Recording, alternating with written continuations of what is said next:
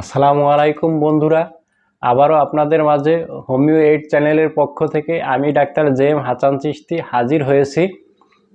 আমার এবারের আলোচনার বিষয় আমাশয় প্রতিরোধের ক্ষেত্রে নিরাপদ পানির উৎস কি কি রয়েছে তা আমরা কিভাবে চিনতে পারব, বা নিরাপদ পানির উৎস চেনার উপায়।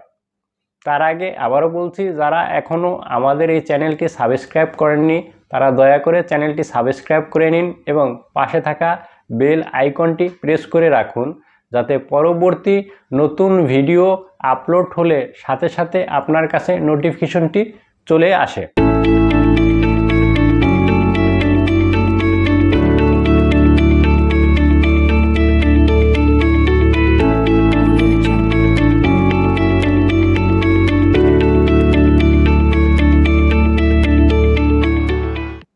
তো পানির নিরাপদ উৎসের মধ্যে রয়েছে বোতলজাত পানীয়, যদি সিলটি অবিচ্ছন্ন থাকে; ক্যান বা বোতলে কার্বোনেটেড পানি, যদি সিলটি অবিচ্ছিন্ন থাকে; ক্যান বা বোতলে সোডা, যদি সিলটি অটুট থাকে; কলের পানি যা অন্তত 1 মিনিটের জন্য ফুটানো হয়েছে; ট্যাবের পানি যা ক্লোরিন বা আয়োডিন ট্যাবলেট যুক্ত 1 মাইক্রন ফিল্টারের মাধ্যমে ফিল্টার করা হয়েছে।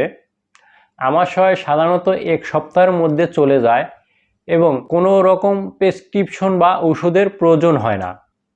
অ্যামিবিক আমাশয় আক্রান্ত বেশিরভাগ লোকই কয়েকদিন থেকে কয়েক সপ্তাহের জন্য অসুস্থ থাকে। আপনি যদি অ্যামিবিক আমাশয় সন্দেহ করেন তাহলে অবিলম্বে চিকিৎসকের সেবা নেওয়া অত্যন্ত গুরুত্বপূর্ণ।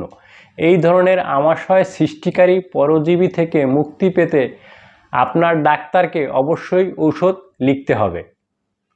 আমার এই ভিডিওটি যদি আপনাদের ভালো লাগে তাহলে অবশ্যই লাইক, কমেন্ট ও শেয়ার করে অন্যদের দেখার সুযোগ করে দিবেন।